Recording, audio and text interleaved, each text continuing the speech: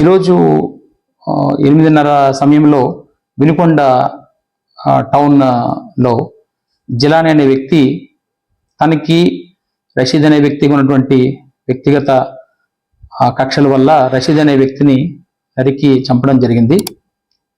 ఇటువంటి చర్యలు ఏమైనా కూడా ఎక్కడైనా ఏదైనా రిపీట్ అయితే చట్టపరంగా చాలా కఠినమైనటువంటి చర్యలు తీసుకోవడం జరుగుతుంది.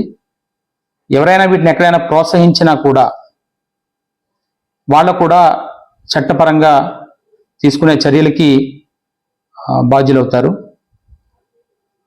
రేపు పట్టణంలో కూడా ప్రజలందరికీ కూడా ఈ విషయాన్ని తెలియజేస్తున్నాము. అందరూ సంయమనం పాటించాలి. ఎటువంటి నేర చరిత్ర ఇకపై కనబడినా కూడా అది ఉపేక్షించడం జరగదు. దీన్ని గమనించమని పోలీస్ నుంచి ఒక హెచ్చరిక అయితే ఖచ్చితంగా చేస్తున్నాము.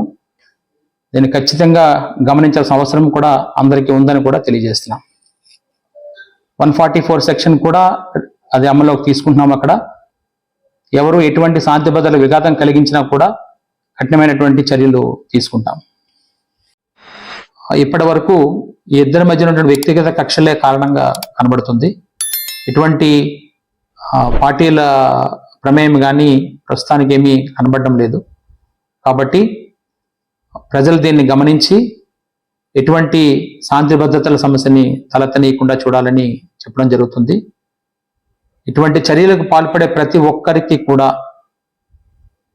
కఠినమైనటువంటి హెచ్చరికలు అయితే చేయడం జరుగుతుంది. పోలీస్ నుంచి కఠినమైన చర్యలు కూడా తీసుకుంటామని చెప్పి ఖచ్చితంగా చెప్పడం అయితే జరుగుతుంది.